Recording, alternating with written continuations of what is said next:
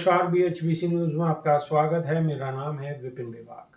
Israel Hamas के बीच जारी जंग को आज यानी रविवार 7 जनवरी को 3 महीने पूरे हो जाएंगे। इन 3 महीनों में इजरायली सेना ने गाजा पट्टी स्थित हमास के ठिकानों पर जमकर कहर बरपाया है।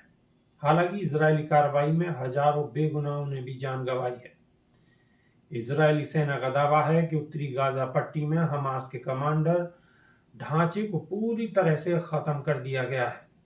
इजरायली सेना के प्रवक्ता डेनियल हगारी ने शनिवार 6 जनवरी को कहा है कि इजरायली बलों ने उत्तरी गाजा में हमास के सैन्य ढांचे को पूरी तरह से नष्ट कर दिया है और लगभग 8,000 आतंकवादियों को मार डाला है।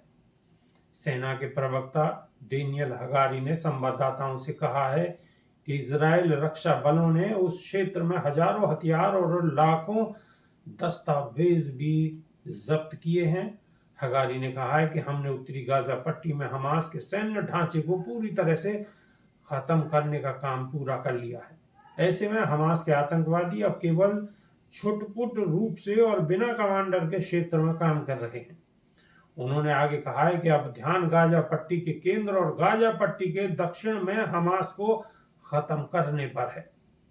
हगारी ने यह स्वीकार करते हुए कहा है कि इस कार्य में समय लगेगा।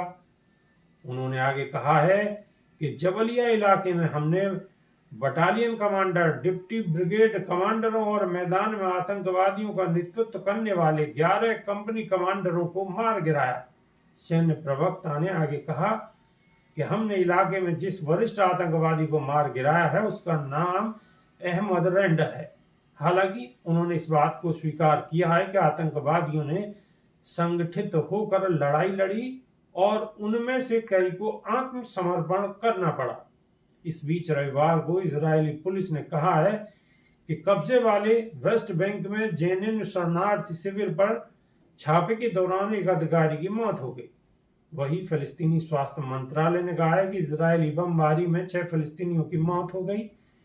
फिलिस्तीनी फुटबॉल एसोसिएशन का कहना है कि फिलिस्तीन की ओलंपिक फुटबॉल टीम के कोच हानी अल मसदर गाजा में इजरायली हमले में मारे गए थे।